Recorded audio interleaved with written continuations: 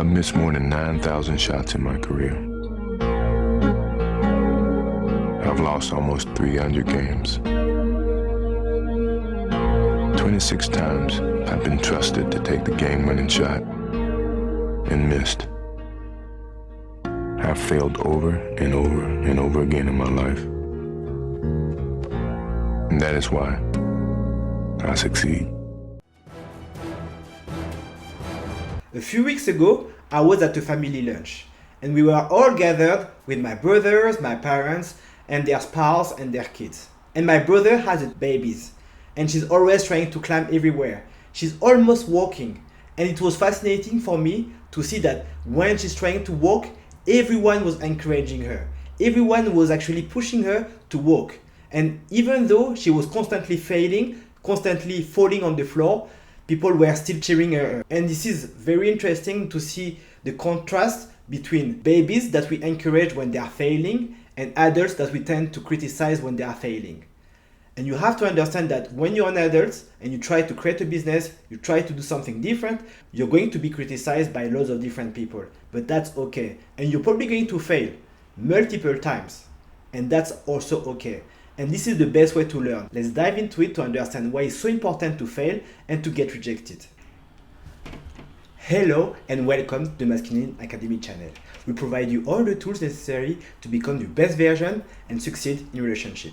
If you're new here, don't hesitate to subscribe and join us so you don't miss a single episode full of valuable information just like this one. Let's jump into it. Why is it so important to get rejected and to fail multiple times in order to be successful? First, experience. Experience is brutally honest with you. If you don't know what works and what doesn't work, experience will tell you. Let's take an example. You have this friend that came to see you and he's telling you, I know a new business. I have a great business idea. You just have to create a new whiskey brand and you're going to sell lots of different whiskey bottles. How is that going to work? You're going to try it and you're going to buy maybe what your friend is telling you and you're going to see whether this is true or not. The honest answer is always going to be the experience, whether this worked or not. Because the market is honest with the people. You can always think that you have a great idea, but at the end of the day, if it doesn't work out for you, either you misimplemented your steps or the idea is not that great. Or maybe you miscalculated the return on investment and it's not going to be so interesting for you. Because not every business is going to be profitable. A lot of business can be good and can be useful for people, but it might not be profitable for you in the long run. It will also teach you to find alternative solutions. Let's say that you have invested all your time to become a basketball player, a professional player, but you end up missing the draft. What's going to happen? You have either the choice to totally give up what you had in mind or to find an alternative. Potentially, you can become a coach. Maybe you can go to one of the top universities and become the coach of the basketball team. So the experience of failure will drive you to find alternative solutions to your problem. You will also learn who are your real friends. Who are the people that are going to help you and help you overcome the issues when you're struggling? Who are the people that are going to spend time with you to investigate what went well, what didn't go well, and help you find solutions to your issues? These are your real friends, the people that are going to push you forward in real life. These friends, you need to keep them closely because they will help you in the long run. Secondly, knowledge. Failure will lead you to understand what you know and what you don't know. You might think that you know the solution to a math problem. You're going to read the instructions, going through the math problems, and try to resolve it. At some point, while trying to resolve the math issue, you end up understanding that you have missed one key information and you don't know how to do it. So you have to revert back to your instruction manual, understand what you have missed, and then go back to the problem.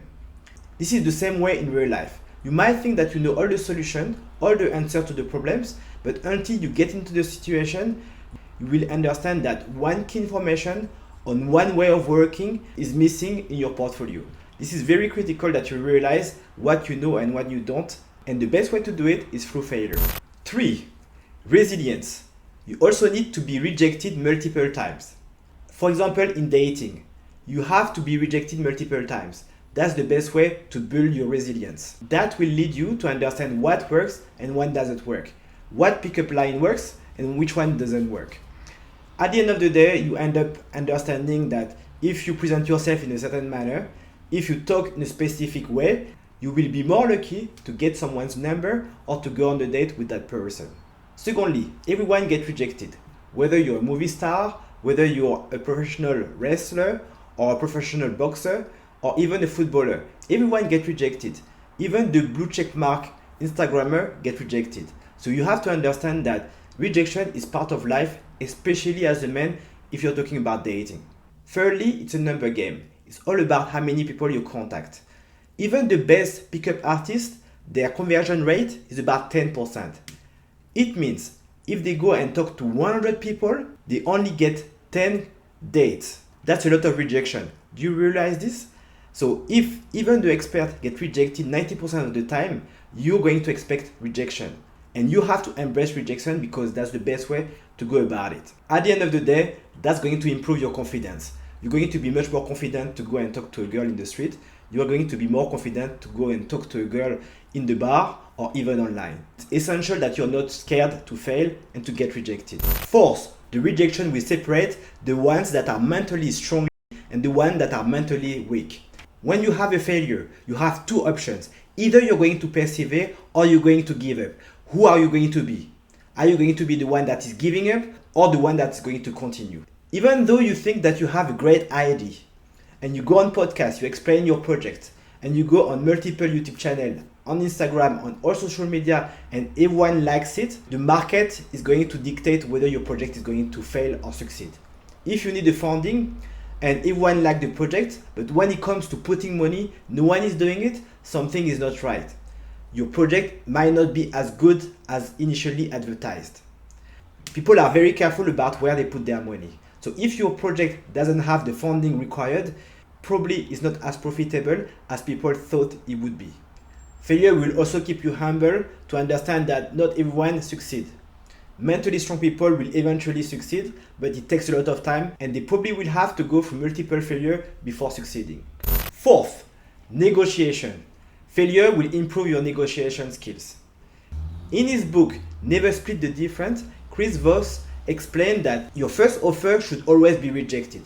If your first offer gets accepted straight away, you haven't put it either low enough or high enough. It has to be rejected. And that's the same in life. If your projects are always successful, you are not challenging yourself enough. You need to have a great balance between the complexity of your project and your abilities. This week I was reading the biography of Whitney Houston. Everyone thought she was so talented, but no one understands that she's been singing since she was a baby. She was the daughter of a singer. And this is why she was so great, because since a very young age, she's been singing. As stated by Malcolm Gladwell in his book Outliers, you probably need 10,000 hours of something before becoming a genius. If you think about it, Whitney, since she was a baby, she started singing. So by the time she was 6, she probably had sung maybe 1,000 hours or even more. By the time she was 10, in total she probably accumulated at least 5,000 hours. So by the time she was an adult, she was already on 10,000 hours. You have to understand that talent is not always visible. Some people think that because kids can do something very well, they are talented. But they do not see the work that is in the background. They do not see the person really working hard or working on their skills for so many hours, and they only see the result. And this is why it's so dangerous to classify someone as a talent, because you only see the visible part of the iceberg.